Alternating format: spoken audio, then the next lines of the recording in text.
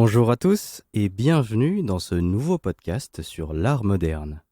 Vous êtes dans la partie 1 et on commence avec « Qu'est-ce que la Renaissance ?»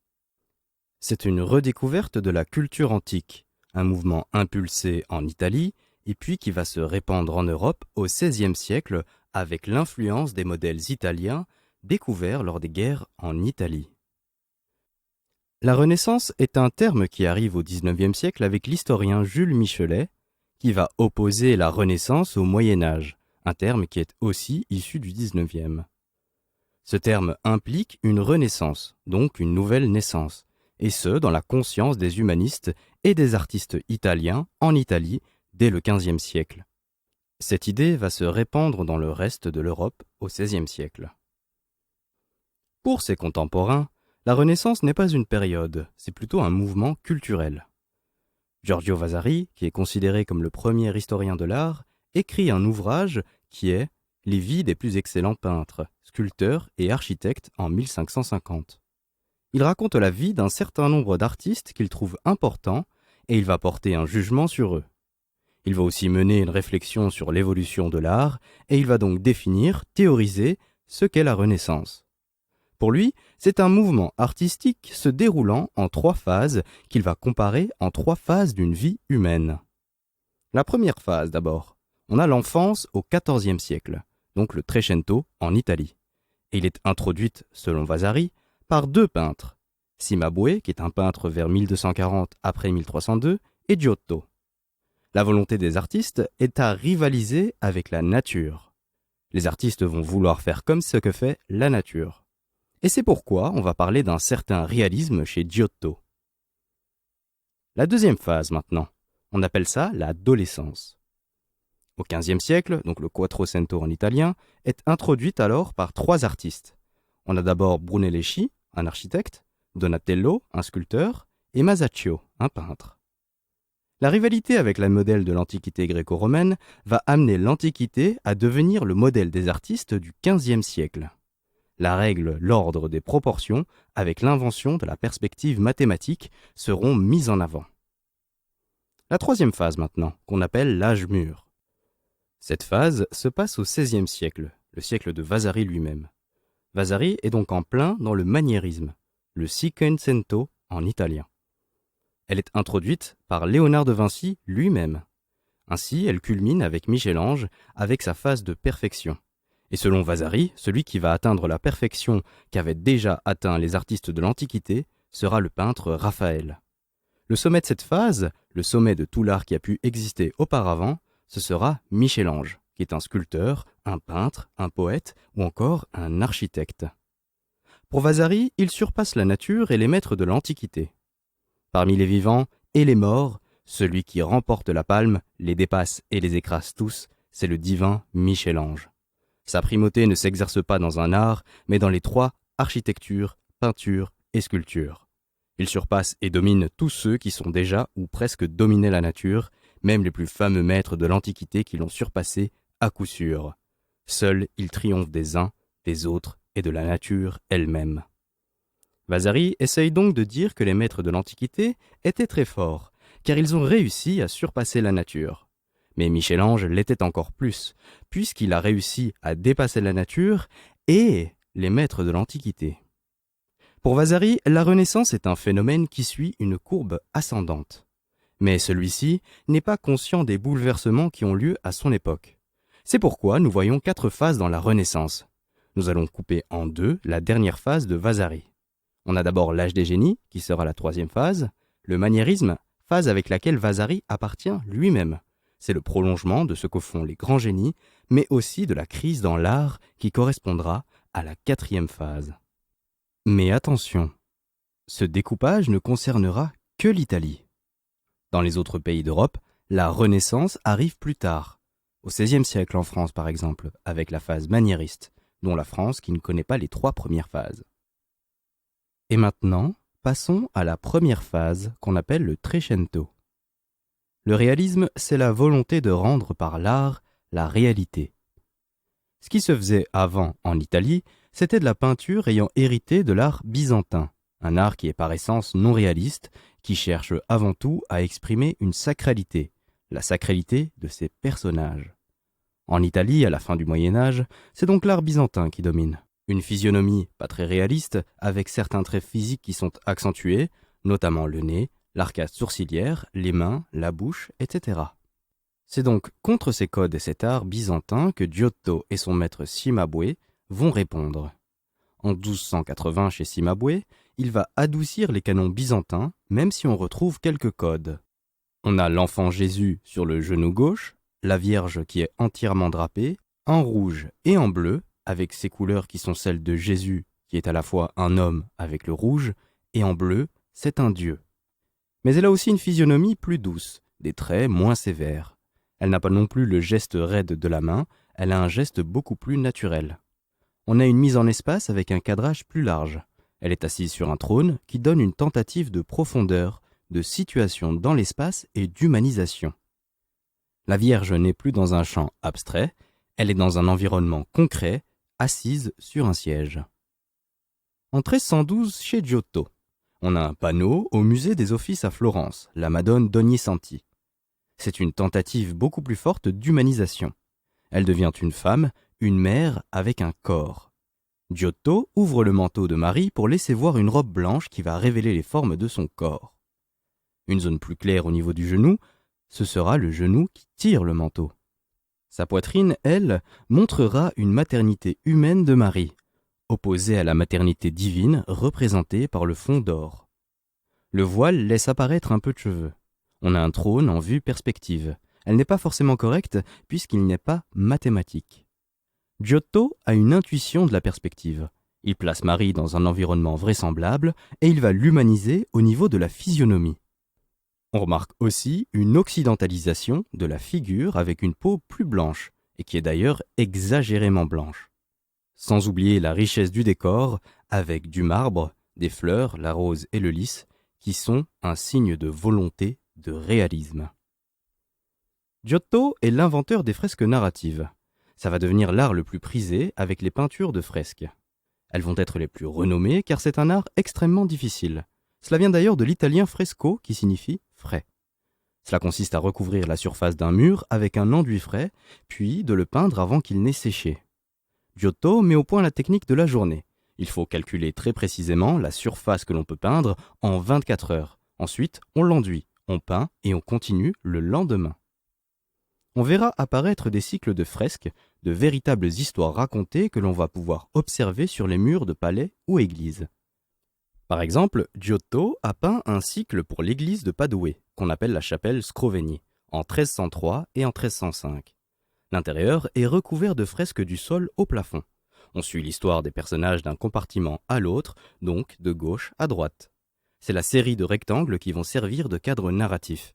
Et grâce aux mouvements et aux expressions du visage des personnages, en regardant de gauche à droite, on va donc pouvoir suivre une histoire. La chapelle funéraire était occasionnellement ouverte aux citoyens de la ville. Tandis que dans le registre supérieur droit, on a l'histoire des parents de Marie. Les parents de Marie sont âgés. Ils ne sont d'ailleurs même plus en âge d'avoir des enfants. Et c'est ça qui va beaucoup les attrister. Ils mènent une vie simple et le père de Marie se rend régulièrement au temple de Jérusalem. Mais un jour, il se trouve repoussé par un des prêtres du temple, car il est accusé d'être rejeté par Dieu parce qu'il est stérile. Il est très affecté, et il décide de se retirer dans la campagne parmi les bergers pour méditer sur ce qui lui arrive. Pendant ce temps, Anne, sa femme, est très inquiète, et elle se met en prière dans sa maison. Un ange apparaît et lui dit que ses prières ont été entendues et qu'elle aura un enfant qui aura un destin exceptionnel. Pendant le sommeil du mari, un ange lui apparaît, et il lui dit de rentrer chez lui pour concevoir un enfant avec sa femme. À la fin de l'histoire, on aura une rencontre entre les époux qui s'embrassent devant la porte de Jérusalem. Passons au registre de la vie de Marie et de Jésus. Le revers de la façade. C'est un gigantesque jugement dernier. Quand le fidèle sort de la chapelle, la dernière chose qu'il voit avant de sortir de ce lieu sacré sera l'image du jugement dernier. On a une très forte présence du bleu. C'est un fond abstrait, mais qui peut aussi représenter le ciel. Il évoque le vrai ciel, mais aussi la divinité, avec le bleu sur le manteau de la Vierge.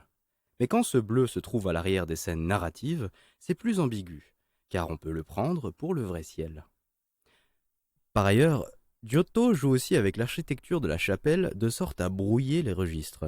On ne sait plus si on est dans le vrai ou dans le peint. On a une volonté d'illusionnisme. La partie inférieure des parois est un trompe-l'œil.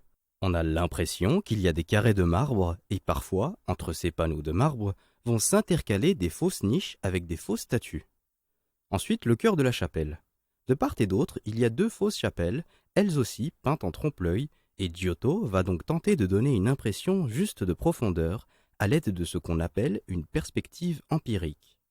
De plus, le point de vue supposé est le point de vue d'une personne qui se situerait au centre de la nef. C'est donc un des domaines dans lequel Giotto se montre le plus novateur. Giotto excelle aussi dans l'art de la narration. Par exemple, il y a l'histoire des parents de la Vierge, une histoire se trouvant dans les évangiles apocryphes qui vont être réécrits. Au XIIIe siècle, il y a un texte très important pour les artistes, La légende dorée par Jacques de Voreigne. C'est une compilation de textes anciens qui reprend la légende de plusieurs personnages bibliques, dont les parents de Marie. D'abord, il faut faire comprendre aux spectateurs qu'on va ouvrir une histoire. Joachim est expulsé du temple de Jérusalem et pour montrer son expulsion, on le pousse littéralement. Il est expulsé vers la droite, donc on le retrouve à gauche dans la case d'après. La dernière case, c'est un corps qui s'embrasse. Et donc on a une résolution de l'histoire en plus de l'architecture qui vient bloquer l'œil pour montrer que c'est la fin. Voir le schéma de Françoise Leroy. Enfin, on retrouve un réalisme. Celui-ci passe par l'humanisation des personnages. Ces derniers sont pris dans la réalité de leur vie quotidienne. Pour qu'il y ait un plus grand effet de réalisme, le récit est placé dans un espace et un temps plus familier au spectateur. C'est ce qu'on appelle l'actualisation. De même, dans la maison d'Anne, on voit une chambre meublée exactement comme à l'époque de Giotto. On a donc plus de détails et de réalisme des animaux peints par Giotto. Nous assistons aussi à une humanisation des personnages sacrés. Par exemple avec la naissance de Marie. C'est une servante qui est en train de lui pincer le nez avant de lui donner son premier bain. C'est pour la moucher, et donc c'est une des premières choses qu'on fait à un bébé. On participe à l'humanisation de Marie, qui est la mère du Christ, apparaissant comme un petit bébé ordinaire à qui il faut moucher le nez. On a aussi une certaine rationalisation. Par exemple avec la scène des rois mages. Une comète est représentée, et ce n'est pas une étoile. Puisqu'une étoile, ça ne bouge pas. Alors, pour montrer que c'était cet objet qui avait guidé les rois mages, il a été décidé de représenter une comète. Par ailleurs, le chameau à gauche ne ressemble pas beaucoup à un chameau. On peut se dire que Giotto n'avait jamais vu de chameau. La comète, oui, mais certainement pas l'animal. Il ne peint donc pas d'après la réalité, mais plutôt d'après des dessins qu'il aurait pu voir. Giotto met donc au point un véritable art de la narration dont tous les grands artistes de la Renaissance hériteront. Passons à la deuxième phase, le Quattrocento. Pour Vasari, l'art du Quattrocento est l'adolescence. Les artistes vont donc apporter ce qu'il manquait à la première phase, la règle, l'ordre, les proportions. Une émulation avec les modèles de l'Antiquité sera mise au point. Cette deuxième phase est donc initiée par Brunelleschi pour l'architecture. Donatello, quant à lui, sera pour la sculpture et Masaccio pour la peinture. À Florence, on voit l'épicentre de la Renaissance du Quattrocento. C'est là qu'on va trouver artistes les plus novateurs, en plus du climat culturel très favorable. La coupole à Florence d'ailleurs, c'est Brunelleschi qui va le faire et qui va susciter l'admiration de tous. Brunelleschi justement est la perspective.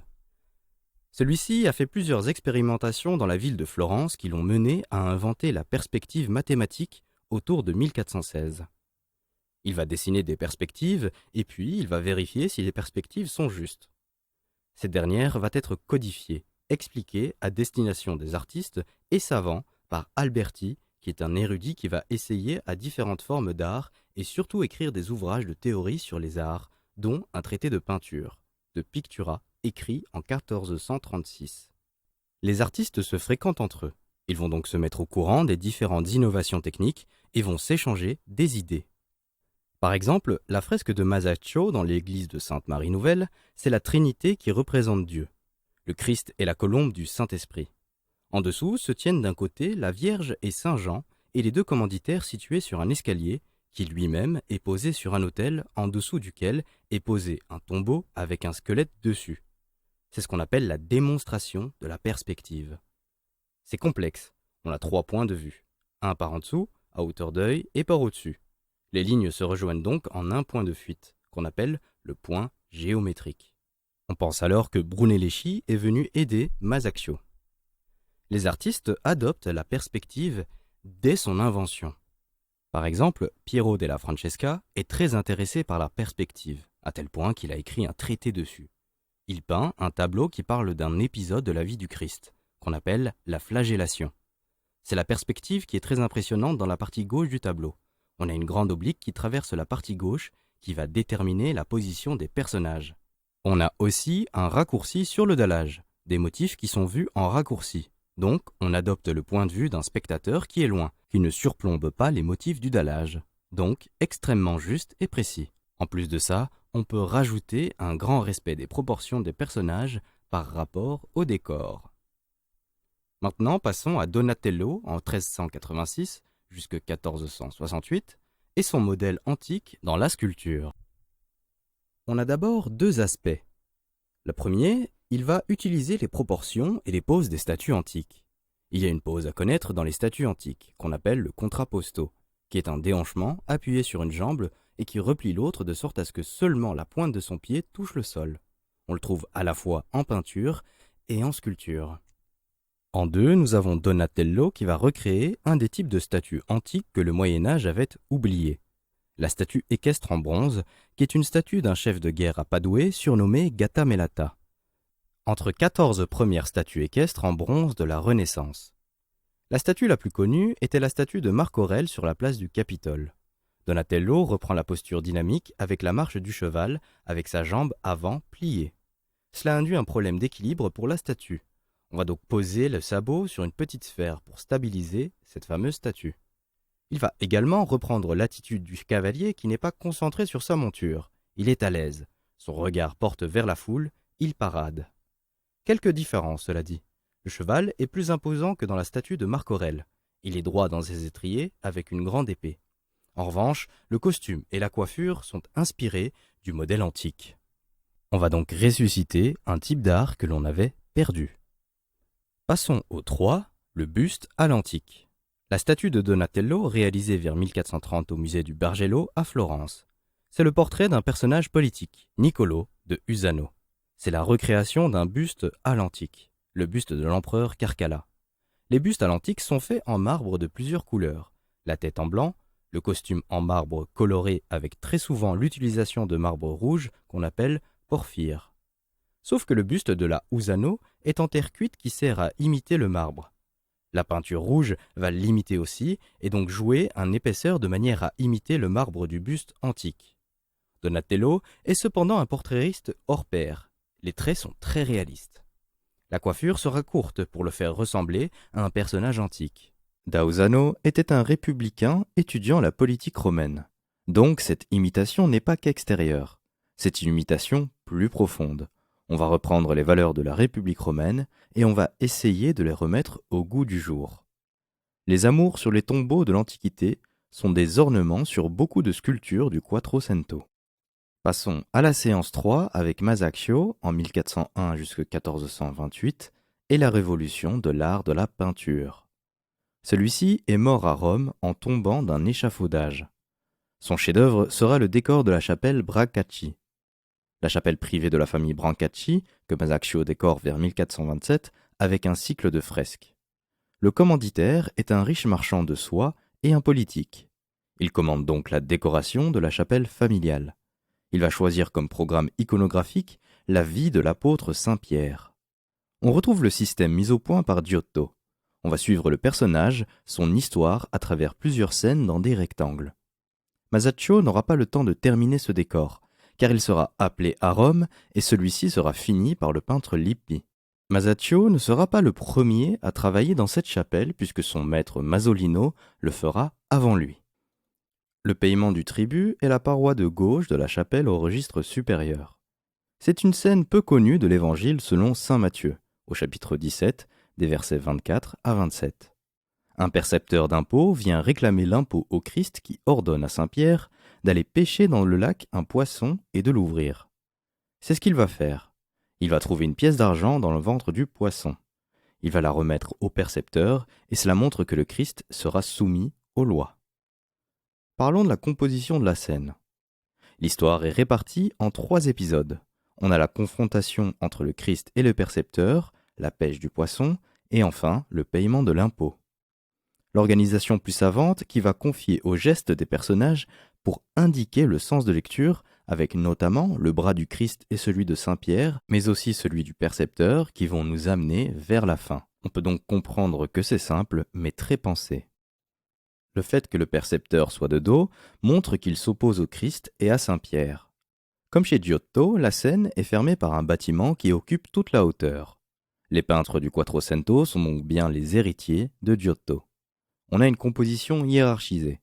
Le Christ est au centre et il fait un geste. Tout est ordonné, et aussi une construction perspective mathématique s'applique. On a des lignes de l'architecture qui se rejoignent en un point de fuite qui est sur le Christ, et évidemment, ce n'est pas un hasard. Le début de la perspective atmosphérique, c'est d'estomper les couleurs au fur et à mesure qu'on s'éloigne en profondeur, mais elles pourraient être un peu plus subtiles. Masaccio est vraiment attentif à rendre la vraisemblance dans la perception de la distance. Les arbres sont aussi disposés pour donner une impression de profondeur. Pour le modèle antique, les personnages dans la dernière scène sont de profil. Le nez est dans le prolongement du front, et donc on convient que c'est un profil grec. Le profil sera pris aux statues antiques. La physionomie de ces personnages sera empruntée aux statues grecques avec 2 grands types de statues grecques, l'éphèbe et le vieillard. Pour les apôtres qui entourent le Christ, on aura 3 types empruntés. Ensuite, la pose. Ils ont tous des poses de statues, et en particulier le percepteur qui est la pose du contrapposto. Les personnages ont des expressions graves, avec une attitude solennelle qui sera elle aussi empruntée aux statues grecques.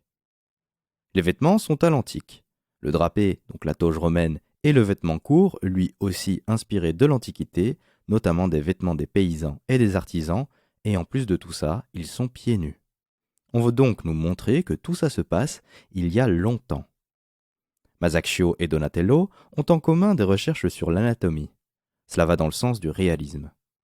Mais aussi, ils ont un certain nombre de conventions, avec le visage grave ou les pieds nus, qui aura un équilibre entre le réalisme et l'idéalisation, et donc on se rapproche de plus en plus du classicisme avec des visages idéalisés, mais pas dépourvus d'expression et de sentiments. Donc, on n'est pas dans un réalisme de détail, on va choisir certains éléments dans ce réalisme. Mais aussi, il y a une fidélité à la nature grâce aux perspectives. Passons maintenant à un autre peintre important du Quattrocento. C'est Piero della Francesca, de 1415 à 1492. Celui-ci a un intérêt pour la perspective. Il va donc écrire une traite sur celle-ci. Il conçoit la peinture à partir de ses lois mathématiques, mais aussi sur une pensée philosophique qui repose sur les nombres. Dans la lignée de Pythagore, un mathématicien et un philosophe, et donc aussi dans la pensée pythagoricienne, en contemplant les lois de l'architecture du monde, on peut accéder et donc comprendre le monde et accéder au logos qui est la pensée de l'architecte du cosmos lui-même. Et dans ce contexte chrétien du Quattrocento, ça représentera Dieu. On appelle ça la christianisation de la pensée de Pythagore. L'artiste considéré comme un second créateur va devoir retrouver les lois qu'a utilisées Dieu pour créer le monde lui-même, créer son œuvre, donc appliquer les lois mathématiques. Piero va donc beaucoup s'appuyer sur les calculs mathématiques ainsi que la perspective. Par exemple, on a la Palabrera. C'est un tableau commandé par un chef militaire, le duc d'Urbino, qui est dans une petite ville dans le centre-est de l'Italie. Ce duc va remporter une bataille. Il va donc se faire représenter agenouillé devant la Vierge et son enfant pour la remercier de l'avoir protégé. On y retrouve donc une importance certaine de l'architecture dans le tableau. La moitié du tableau sera de l'architecture et ensuite elle sera construite sur une perspective mathématique parfaite, donc une profondeur soulignée par des jeux d'ombre et de lumière. Le visage ovale de la Vierge se détache parfaitement d'un panneau de marbre sombre dans l'ombre. La sanction de l'espace, avec chaque personnage qui se trouve son correspondant dans un morceau d'architecture. De plus, l'ovale parfaite de la Vierge fait appel à l'ovale du coquillage, mais aussi à celui de l'œuf suspendu à la coquille, comme si c'était une perle qui sortait de ce coquillage. Donc, on a la verticale parfaite du visage de Marie, ainsi que ses mains jointes. L'œuf. Celui-ci pourrait être une étude de volume. On a donc le portrait de Luca Pacioli. Celle-ci a vécu à la cour d'Urbino et a fréquenté Piero della Francesca. Sur le tableau, on voit des volumes qu'il est en train d'étudier, et l'un d'eux est suspendu à un fil. Mais cette forme géométrique, avec un œuf, renvoie à la naissance, et donc la Vierge à l'enfant. La naissance du Christ, c'est Dieu qui s'incarne dans le monde. C'est la perfection divine qui vient dans l'homme et qui donc vient dans le monde. L'œuf pourrait donc être une figure, une image de l'incarnation du Christ. Vraisemblablement, un œuf d'autruche sera associé à la croyance, les autruches n'étant pas fécondées par le mâle, puisque leurs œufs étaient fécondés par le soleil. L'œuf d'autruche serait devenu une image de la conception virginale du Christ. Et enfin, le jeu de la lumière.